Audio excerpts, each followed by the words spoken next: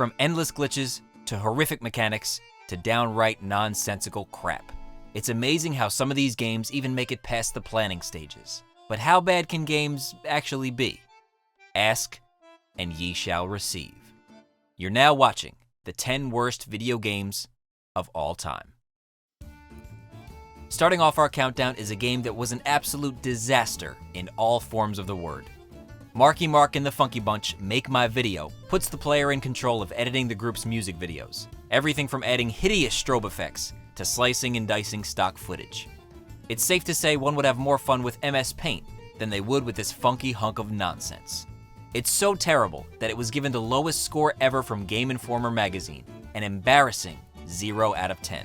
How's that for some good vibrations? Why was this game ever made? Who gave this the green light? And why still to this day does Mark Wahlberg not own a shirt? The world may never know.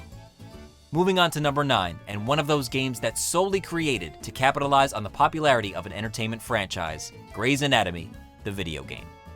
Filled with pointless challenges, romantic entanglements, and gameplay that makes Surgeon Simulator look like Skyrim. The one upside is that the actors of the TV franchise all took the time to voice their respective characters, a decision they likely regret to this day. Unfortunately, the game was unable to capture the imagination of even the most die-hard Grey's Anatomy fans, and ultimately flatlined. At number 8, we go from under the knife to under the sea, with AQUAMAN: Battle for Atlantis. As if it wasn't bad enough being the unwanted stepchild of the Justice League, Battle for Atlantis lowered the bar even further for DC Comics video games. Aquaman must save his underwater city from impending doom, which translates into a seemingly endless string of button mashing through unimpressive environments. Throw in an erratic camera and repetitive gameplay, and you've got yourself a recipe for an epic flop. But luckily for Aquaman, he's not the only DC superhero on this countdown, as you'll soon find out. Coming in at number 7 is Bubsy 3D. Often criticized for its borderline nauseating visuals and clunky controls, Bubsy 3D has been touted as a cheap imitation of the now world-renowned Super Mario 64. Critics ripped into the game developers for releasing an all-time classic debacle, calling it a, quote, wretched would-be Mario killer and nothing more than a cash-in job. The game's only accomplishment was tarnishing the Bubsy legacy beyond repair. It's largely considered as one of the worst releases for the PlayStation 1, and rightfully so. At number 6 is one of those games that make you wonder what could have been. Sonic the Hedgehog exploded onto the scene in 1991, quickly garnering a massive fan base and widespread success on the Sega Genesis console. And over a decade later, it was time to bring Sonic into the next generation of gaming, with the release of Sonic the Hedgehog for the Xbox 360. Fans of the Sonic franchise rejoiced, until they played it.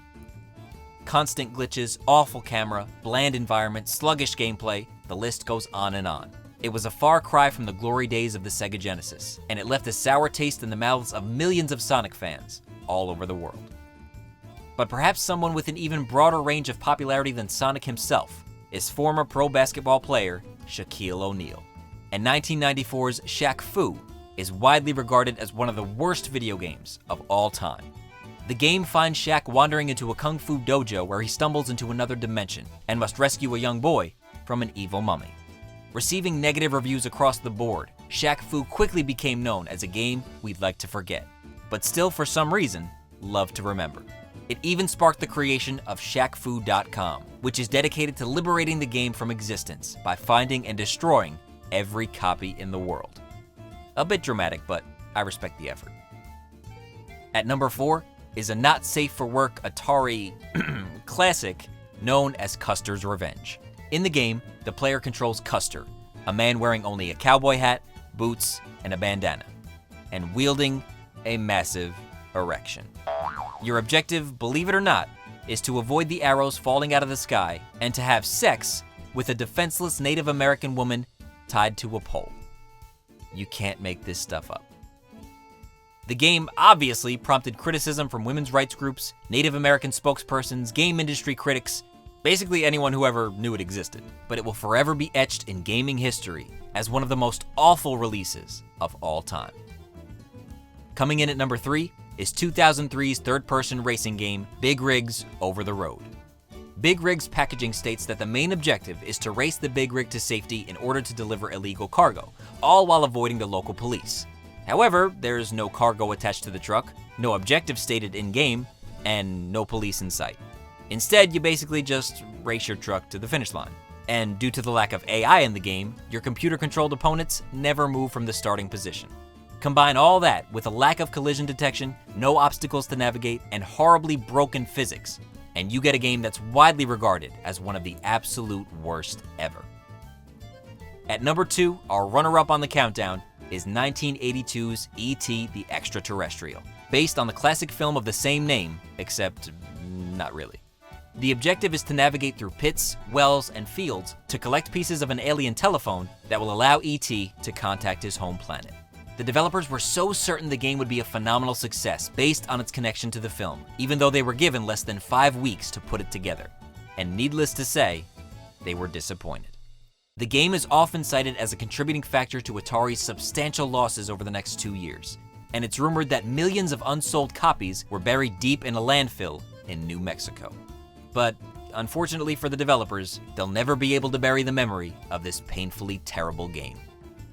Finally, we've arrived at what many consider to be the #1 worst video game of all time. Much to the surprise of no one, Superman 64 finishes off our countdown as the worst of the worst. It's a game that's so bad that it's actually kinda good. No, just kidding, it's terrible. The game is based around the Man of Steel flying through endless ring mazes and battling infamous villains in order to save his friends. The reception was astoundingly negative, bashing the game's horrible controls, infinite glitches, choppy graphics, and overall careless feel. One critic claimed the game was executed so poorly that it actually serves to butcher the reputation of the prominent action hero. But one way or another, the debacle that is Superman 64 will always remain etched in the minds of those who had the displeasure of playing it. And it tops off our list as the undisputed worst video game of all time. It goes without saying that there's an endless supply of silly, appalling, and downright awful games that didn't make the countdown. And if there's a certain game that stands out in your mind as one of the worst ever and wasn't included here, be sure to let us know.